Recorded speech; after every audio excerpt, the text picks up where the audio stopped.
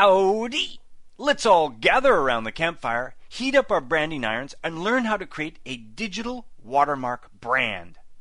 In this project, we're going to create an action that will run on multiple images to brand them with our logo. In this project, as you can see, I'm going to run an action that I created here earlier on this image. It will then brand this image in the corner as you see here. It has worked successfully on this horizontal image. Let's try it on a vertical image, the exact same branding action. Why, that's incredible. It has worked on this image as well. Why, what an amazingly good-looking model. He must be a professional. Now, what we've created here is a logo branded in to the corner of both of these images, horizontal and vertical. That is the secret to success when creating an incredibly well-designed branding action, one that can work on a variety of images. Let's get started. Let's go back in time. Over here to the History tabbed palette, we can then send our images back to the beginning of time by clicking on this first instance, this first snapshot that's taken whenever you open an image. I'm going to double click on the hand tool to bring this back to fit within the window. Again, my second horizontal image here, back in time with the History palette. Poof! Double click on the hand tool and we're ready to start. Let's go over to the Actions palette here and let's throw this complete action set into the trash. We want to start from the beginning so you can see the full process. Now, the first thing we need to do is to design our logo. I recommend that you design your logo in a product like Adobe Illustrator. As you can see here, we're inside of Adobe Illustrator, and as you can see, as I click and drag over this brand design, it's made up of points and curves. It's a path. Using a path for your brand design within Photoshop is the best way to do this, because when you import a path, you can scale it and it maintains its quality given any resolution of image that you paste it into. So that's the secret. So I've selected all of the image as you can see here. Then from the Edit menu, I'm going to copy it and put it into the clipboard. Then let's move back over to Photoshop. Okay, we have our brand in our clipboard, but we're not ready to use it quite yet. First, we need to move over to our Actions palette and create an action set. Down here at the base, I'm going to click on Create New Set, just like that. What are we going to call this? We call this Watermark Brand Action. So this is just the set that our actions will go into. Next, moving down to the base of the Actions palette again, Create New Action. By clicking on this icon, I can then fill this in, and we're going to call this Brand X and start recording. There we go. We're recording. What do we do next? Well, before we paste in that logo, we need to do the all-important, the very important task of scaling these images down and setting the resolution. This is critical to success. You must set up an exact size to these images so they're all consistent. Okay, we're now currently recording. We're going to go over to the File menu and down to Automate and over to Fit Image. Now, if you've never used Fit Image before, this is really important. Fit Image allows us to size both horizontals and verticals into this imaginary 1200 by 1200 pixel box. Now, that's 1200 by 1200 in this particular case because I set this up earlier. You can set this to any size you want. Now, my height and width are the same because I want to deal with horizontals and verticals and make them fall within the same area of 1200 pixels. Now watch, when I click OK, it will be the first item that appears in our Actions palette over here. Watch this. So there it is. Fit Image appears over here. If I toggle it down, indeed it's 1200 by 1200. And I can toggle this back up. That has no effect on what I'm recording. Let's go back over here to our image, and I'm going to hit the Command plus key on the Mac or the Control plus key on the PC to bring this up in size again. Again, changing the size like this has no effect over here in our action palette. It's not recorded. Our next step, now that we've set the fit image, what was it? Resolution. Very, very important. Under image size, we're going to go in here and set the resolution. Notice that I do not have resample image checked because I want to maintain the size of the image and merely change the resolution. I'm going to change this to 100. You can change it to any resolution you want. It just has to be consistent. In this case, I've set it to 100, and the size has changed here to 12 by 7.99. This size is the size that this image would be, for example, if I placed it into Adobe InDesign. Okay, clicking OK. Again, fit image and image size have both appeared over here in our Actions palette. They've been recorded. Critical to success. Trust me on this one. Now it's time to bring in our logo. First, let's go up to the Layers palette and create a new layer in which to place our logo brand design. Clicking here, Create New Layer at the base of the Layers palette. Just like that. It has saved that here in our action. Now, where's that logo? It's in our clipboard. But, all important, stop, and listen. Because I need to go down here to the base of the Actions palette and stop the action. That's right, I said we need to stop by clicking this blue square. Take a breather, because we need to bring in our logo without it recording it. Now you're going, what's going on here? What are you doing? What's happening? Well, we want to first paste it in under Edit, Paste, as you can see here. And we're going to paste it as a path. Remember, we want to be able to maintain the quality of the logo and thus maintain it as a path. And there it is. It still has not been recorded, right? Now before we start recording, we need to do one more thing. We need to move it. Moving up here to my Move tool, here in my Tool palette. Then moving up here to Edit, Free Transform Path.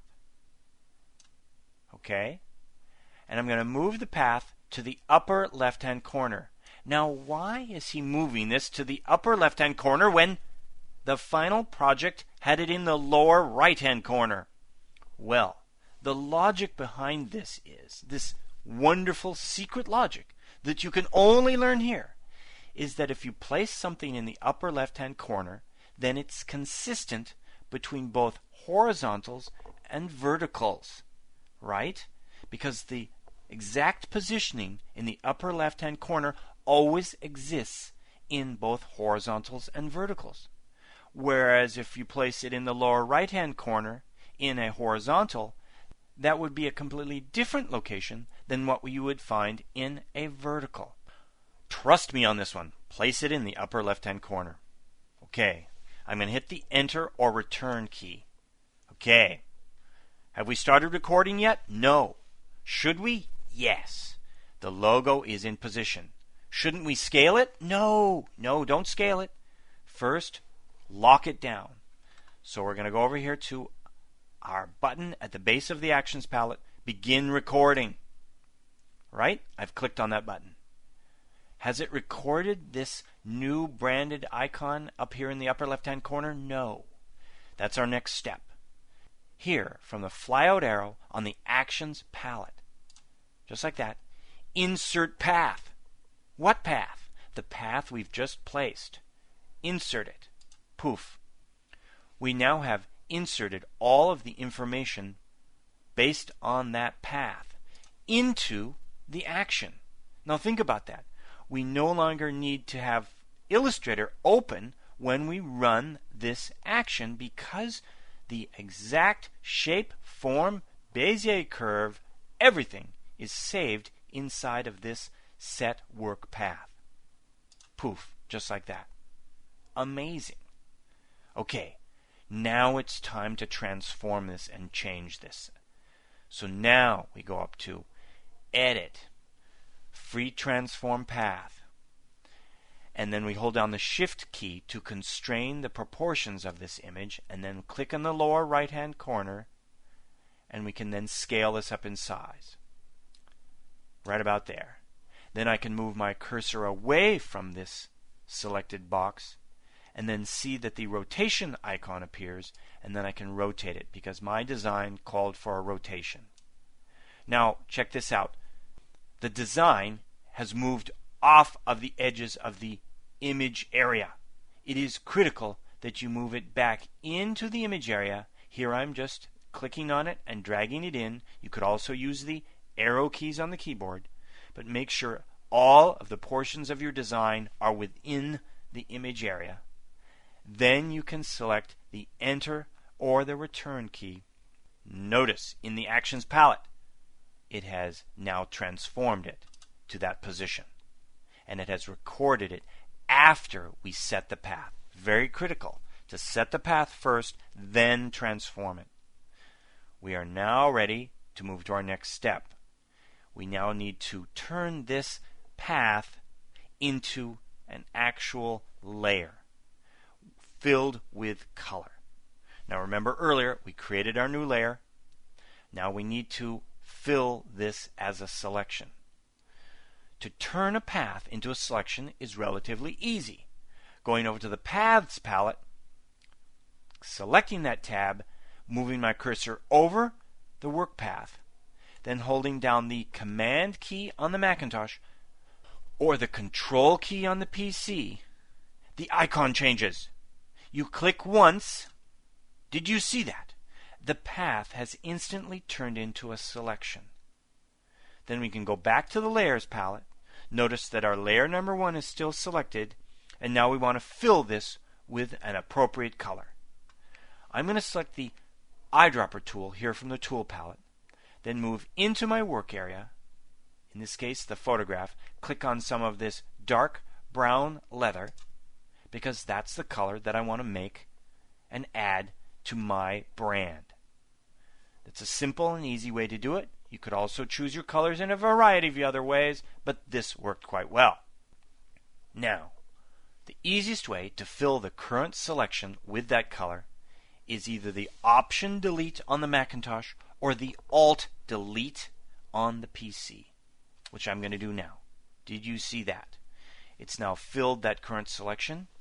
We can now go up to the Select menu and select Deselect, and there's our new branded logo in position. But wait, that's not the location where we wanted the logo to end up. We want it down in the lower right hand corner of each of our images. Now here is an amazing trick. I want to move that down into the lower right hand corner, but I want to move it so that it will work on both horizontal images as well as vertical images. So, how would we do this? Well, it's relatively easy, but a little bit tricky. First, we're going to go up to Select and Select All. We're going to define the entire area of this image. I'm going to zoom out a bit so you can see this. We've defined the entire region of the image. Then, up to Layer, Align Layers to Selection. We want to first align them to the bottom edge. Now keep this in mind. If you wanted your logo to appear in the right corner or the left corner, you would then choose the appropriate settings. I'm choosing bottom edge first, there. Then I'm going to move over here to Layer again and do it one more time. But this time I'm going to do the right edge. It's a two-step process to get it over to that position. Okay? Now we can deselect the current selection. And all of this, of course, is being recorded. One other thing I want to do. I'd like to move this brand in a little bit away from the edge. I'm going to select my Move tool. Then I'm going to go to my edit menu and free transform this brand. I'm going to move it in just a bit with the move tool and let it go just like that. When I hit the enter or return key, watch again in the actions palette that I've recorded that movement. Remember, the transformation tool is very, very important for recording these movements. We could stop here and say that our project was done, but let's take a look at some of the special effects we might apply to this brand to enhance it. I'm going to zoom in on this so we can see some of the changes happen as we work on it. I'm going to move it just about there. Then I'm going to go over here and double click here within this blue region of layer number 1. It's a nice super user tip and technique for bringing up the layer style dialog. Let's move this over here so we can see what happens. So now what we're going to do is go in and apply some layer styles to this to give it some special character. The easiest one to remember is just to select the bevel and emboss. For great effects, very quickly and easily, bevel and emboss work quite well. As you see, when you select bevel and emboss, you can adjust many of the settings for this emboss. One of the settings I like to change for emboss is here under Style. Try out some of these different styles of embossing. Very, very different approaches to embossing. But check this out. Go back to Blend Options Defaults right over here and select it. And then adjust the Advanced Blending Fill Opacity setting. Click on this arrow and watch what happens. You can actually move this all the way down to 0 and just leave the embossing of the graphic. It's a really nice technique, as you can see here, for bringing in the emboss quality without the color. You could, of course, bring back a little bit of the color like this for some really great branding results. But for extra credit, let's try something else. I've saved a branding style here. I've selected styles, and here my layer styles appear. I have one called Brand Style. I'm going to click on that, and then applies that style to the image. I can go back over here and readjust some of these if I'd like to.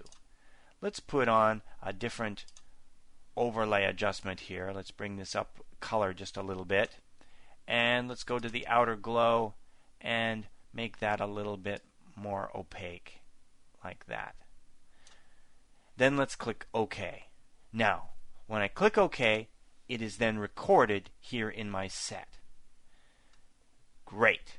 We're ready to move on. Let's double click on the hand tool, see what we're looking at. Looks great. That's exactly what I was looking for. We're ready for our next step. And that step is to actually flatten this image. We're done. We go over here to the flyout arrow from the Layers palette and flatten the image. I'm doing this because we don't necessarily want to supply our clients with a layer for our embossing. We want it built and burned right into the image. Next, a little bit of cleanup. From the Paths palette, we want to get rid of this path. We don't want to deliver that with each of our images. We want to keep our file size small. So I'm going to drag this down into the trash, and notice when I do this, it deletes the path. We're still recording, of course. Well, it looks like we're done. In fact, we are. Let's turn this off by clicking on the Stop, Play, Record button, just like that. We've completed our project. Now here is the big test. Let's open up, bring forward this second image of this incredibly good-looking cowboy model. And let's run it on a vertical image and see if Mr. Brown is correct. Running this on a second image. Yes, indeed. Do you see that, ladies and gentlemen, girls and boys of all ages? In fact, our branded logo is now in the lower right-hand corner of both a vertical and a horizontal. It's working quite well. So now that we have this action created, Let's apply this action to multiple images.